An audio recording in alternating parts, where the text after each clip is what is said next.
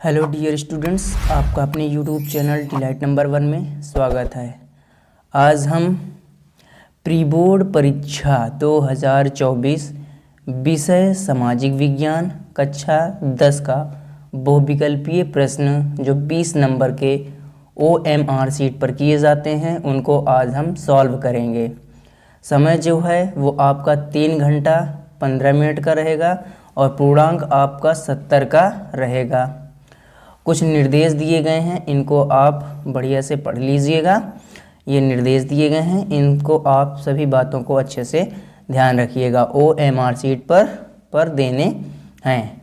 तो आइए अब हम चलते हैं। तो 20 नंबर के आपके कौन रहेंगे? बहुविकल्पीय प्रश्न, और 50 नंबर के आपको लिखना पड़ेगा। तो आइए देखते हैं हमारा प्रश्न पहला क्या है। तो चलिए आइए देखते हैं कि हमारा पहला प्रश्न क्या है, और अच्छे से इन सभी को हम नोट भी करेंगे। तो आप कॉपी पेन लेकर बैठिए, इन सभी प्रश्नों को नोट करिए। ये वेरी इम्पॉर्टेंट 2024 जो परीक्षा 22 फरवरी से होने वाले हैं उनके लिए बहुत ही इम्पॉर्टेंट हैं। तो आइए देखते हैं कि इनका पहला प्रश्न क्या है। पहला प्रश्न बोल रहा है, सामाजिक उपबंध नामक पुस्तक के लेखक कौन थे? तो कौन थे? Rousseau, Montesquieu, Necker, Diderot. तो कौन थे? रूसो थे, जिनका पूरा नाम क्या था? जीन जैक्स रूसो था। Option number first is a correct answer. दूसरा प्रश्न हमारा क्या कह रहा है? दूसरा प्रश्न हमारा ये कह रहा है, निम्नलिखित में से कौन सा देश केंद्रीय शक्तियों में सम्मिलित था? तो कौन था? ब्रिटेन, फ्रांस, जर्मनी, रूस। तो कौन था? Option number third is a correct answer, Germany. ये हमारा दूसरे का थर्ड ऑप्शन करेक्ट आंसर है। तीसरा प्रश्न ये कह रहा है कि महात्मा गांधी अफ्रीका से कब वापस लौटे? 1914, 1915, 1918, 1919। तो कब लौटे? 1915, 9 जनवरी की सुबह 1915 को महात्मा गांधी अफ्रीका से वापस आए थे। तो option number second is a correct answer. चौथा प्रश्न हमारा क्या कह रहा है? चौथा प्रश्न ये कह रहा है, चौथा प्रश्न देखिए क्या कह रहा है। चौथा प्रश्न कह रहा है कि औद्योगिक क्रांति सबसे पहले कहाँ प्रारंभ हुई? कहाँ हुई? इंग्लैंड, जर्मनी, फ्रांस, इटली का। तो कहाँ पे हुई थी? Germany. Option number second is a correct answer. Option number second is a correct answer. पांचवा प्रश्न क्या कह रहा है? पांचवा प्रश्न कह रहा है, विश्व व्यापार संगठन की स्थापना कहाँ पर हुई थी? तो कहाँ पे हुई थी? न्यूयॉर्क में, वाशिंगटन में, जिनेवा में, ऑस्ट्रिया में। तो कहाँ हुई थी? जिनेवा में। Option number third is the correct answer. और जिनेवा कहाँ पे स्थित है? कहाँ पे स्थित है? स्विट्जरलैंड में स्थित है। अब हम चलते हैं अपने 6वें प्रश्न की ओर। अगर वीडियो पसंद आई हो तो वीडियो को लाइक कीजिए, चैनल को सब्सक्राइब करिए और अपने दोस्तों तक वीडियो को शेयर कीजिए, और इन सभी को आप कमेंट सेक्शन बॉक्स में इनके आंसर टाइप करके ज़रूर भेजिए। इससे क्या होगा? आपकी तैयारी अच्छी होगी। और इन सभी प्रश्नों को आप वेरी इंपॉर्टेंट में नोट करके लिखिए और अच्छे से तैयारी करिए, ताकि कम से कम 90-95 हिंदी में अच्छे मार्क्स प्राप्त हों। तो आइए चलते हैं हम 6वें प्रश्न की ओर। 6वां प्रश्न हमारा क्या कह रहा है, आइए देखते हैं। 6वां प्रश्न बोल रहा है कि संसदीय प्रजातंत्र की स्थापना सबसे पहले किस देश में हुई? Italy, England, France, Germany. तो कहाँ हुई थी सबसे पहले? किस देश में? इंग्लैंड में। Option number second is a correct answer. 7वां प्रश्न क्या कह रहा है? 7वां प्रश्न कह रहा है कि निम्नलिखित में से कौन सा संघीय राज्य नहीं है? तो कौन सा नहीं है? उत्तर प्रदेश, मध्य प्रदेश, दिल्ली, बिहार। तो संघीय राज्य कौन सा नहीं है? Option number third, Delhi is a correct answer. 8वां प्रश्न क्या बोल रहा है? 8वां प्रश्न बोल रहा है कि भारत में पंचायती राज की स्थापना कब हुई? तो इसमें जो भी चारों ऑप्शन दिए गए हैं वो हैं, इसके सभी इसमें मिसप्रिंट होने के कारण इसमें सभी आंसर रॉन्ग हैं। तो इनका सही उत्तर होगा 1959 में हुआ था। तो भारत में पंचायती राज की स्थापना कब हुई? 1959 में हुई थी। तो इनको आप नोट करके रखिएगा, इसमें मिसप्रिंट होने के कारण इसमें आंसर रॉन्ग लिखा है। और 9वां प्रश्न देखते हैं। 9वां प्रश्न हमारा क्या कह रहा है? 9वां प्रश्न हमारा ये कह रहा है कि 9वां प्रश्न बोल रहा है कि हिंदी किस प्रकार की भाषा है? तो हिंदी हमारी कौन सी भाषा है? राजभाषा है, क्षेत्रीय भाषा है, अल्पसंख्यकों की भाषा है, कोई नहीं है। तो इसमें कौन सा? ऑप्शन नंबर फर्स्ट, राजभाषा है। तो option number first is the correct answer. 10वां प्रश्न हमारा बोल रहा है कि भारत में मताधिकार की आयु क्या है? तो ये तो सभी को पता है कि 18 वर्ष। Option number third is the correct answer.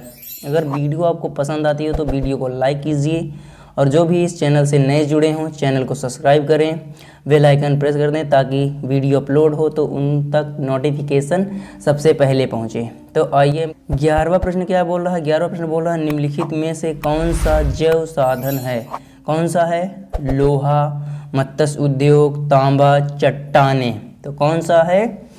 मत्स्य उद्योग। Option number second is the correct answer.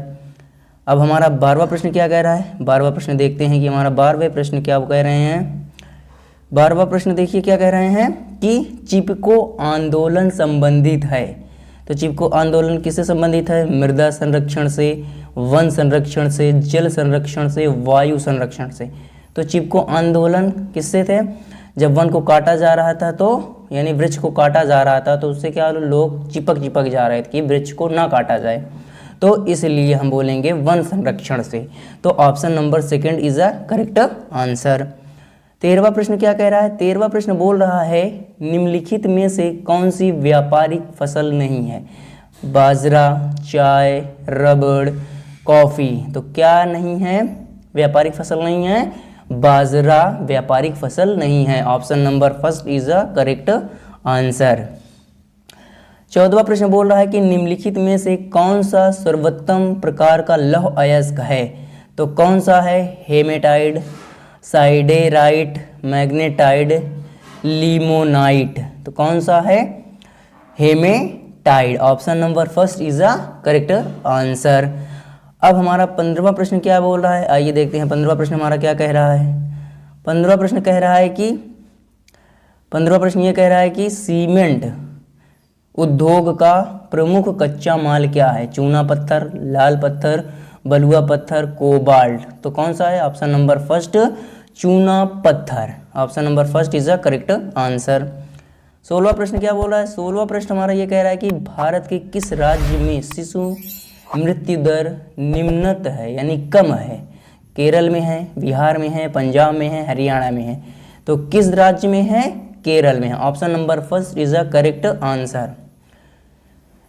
Video को लाइक कीजिए, अगर आपको अच्छी लग रही है तो यही आपकी गुरुदक्षिणा है। अगर वीडियो और भी पसंद आए तो लोगों तक शेयर कीजिए ताकि वो भी अच्छे अंक प्राप्त करें और आगे अच्छे अंक लाएं। चलिए अब हम चलते हैं अपने नेक्स्ट प्रश्न की ओर, 17वें प्रश्न की ओर। 17वां प्रश्न हमारा क्या कह रहा है? आइए देखते हैं। 17वां प्रश्न बोल रहा है निम्नलिखित में से कौन सा व्यक्ति संगठित क्षेत्र के अंतर्गत आता है? कृषि मजदूरी, बैंक मैनेजर, राजपत्रित अधिकारी, सैनिक। तो कौन आता है संगठित क्षेत्र में? कृषि मजदूर। Option number first is a correct answer. अब हमारा 18वां प्रश्न क्या बोल रहा है? 18वां प्रश्न बोल रहा है कि भारत में बैंक जमा का कितने प्रतिशत भाग नगद के रूप में अपने पास रखते हैं? यानी जो भी पैसा जमा करते हैं उसका कितना प्रतिशत वो अपने पास रखता है? तो 15% वो अपने पास रखता है। Option number first is option number second is the correct answer. 19वां प्रश्न बोल रहा है कि निम्नलिखित में से भारत प्रमुख रूप से किसका आयात करता है? चाय, खाद्यान्न, जूट का सामान, कच्चा पेट्रोलियम। तो किसका करता है? कच्चा पेट्रोलियम का वो आयात करता है। Option number fourth is the correct answer. 20वां प्रश्न क्या कह रहा है? इसको भी देख लेते हैं। 20वां प्रश्न कह रहा है कि कौन सा दिन राष्ट्रीय उपभोक्ता दिवस के रूप में मनाया जाता है? तो कौन सा दिन? 24 मार्च है या 24 मई या 24 सितंबर या 24 दिसंबर। तो कौन सा है? 24 दिसंबर। Option number fourth is the correct answer. और भी इनके कुछ वर्णनात्मक प्रश्न हैं जिनको आपको लिखना है, तो बहुविकल्पीय प्रश्न हो गए, खंडवा में वर्णनात्मक प्रश्न आते हैं, तो इनको भी देख लेते हैं क्या कह रहा है। बहुत ही अच्छे प्रश्न हैं, इनको भी आप तैयार रखिएगा ताकि अच्छे अंक प्राप्त करें आप। वर्णनात्मक प्रश्न लगभग आपको 80 शब्दों में लिखने हैं इनके उत्तर। तो पहला दिया गया है, प्रथम विश्व युद्ध के किन्हीं 2 परिणामों का उल्लेख करना है। 4 नंबर के हैं, अगर ये नहीं आ रहा है तो आप तो औद्योगिक विकास के 4 कारण बता दीजिए। दूसरा प्रश्न है, अपने देश के 2 क्षेत्रीय दलों का उल्लेख कीजिए। तो अपने जो क्षेत्र के दल हैं जो अपना पार्टी खोले हैं उनके बारे में आपको बताना है। और उसके बाद अथवा में आ रहा है कि भारत एक धर्मनिरपेक्ष राज्य है, इस कथन को स्पष्ट कीजिए। तो भारत एक धर्मनिरपेक्ष राज्य है, इसका आपको इसके कथन को स्पष्ट करके बताना है। या फिर बोल रहा है कि तीसरा प्रश्न बोल रहा है कि जल संरक्षण के लिए अपनाए गए किन्हीं 4 उपयोग का वर्णन कीजिए। और ये भी नहीं आ रहा था, ऑपरेशन फ्लड क्या है, इसके उद्देश्य बताइए। फिर चौथा प्रश्न क्या बोल रहा है, चौथा प्रश्न बोल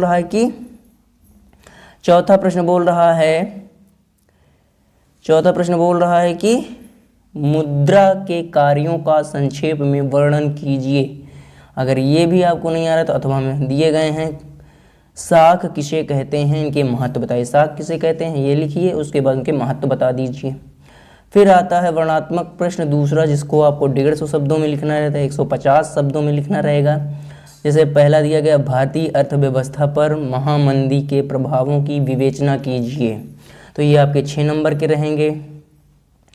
फिर है, इसको नहीं आ रहा है तो आप लिख लीजिए, मुद्रित सांस्कृतिक का भारतीय महिलाओं पर क्या प्रभाव का वर्णन करना या क्या प्रभाव पड़ेगा उसके बारे में आपको बताना है। तो इन सभी प्रश्नों को आप अच्छे से नोट कर लीजिए ताकि ये आपको बढ़िया से बढ़िया तैयार हो जाएं और अच्छे अंक आप हर विषय में पाएँ। और भी विषय के वीडियो अपलोड कर दिए गए हैं, उनको जाकर आप चैनल पे देख लीजिएगा। और ये सभी आपके प्रश्न हैं, इनको सभी आप नोट कर लीजिए।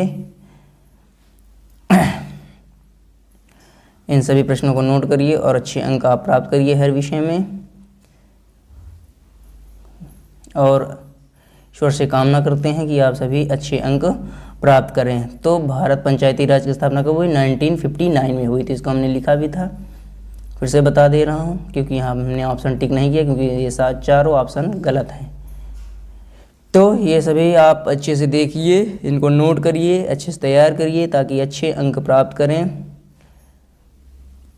अब हम मिलते हैं अपनी नेक्स्ट वीडियो में, तब तक के लिए टेक केयर, बाय बाय, जय हिंद, वंदे मातरम।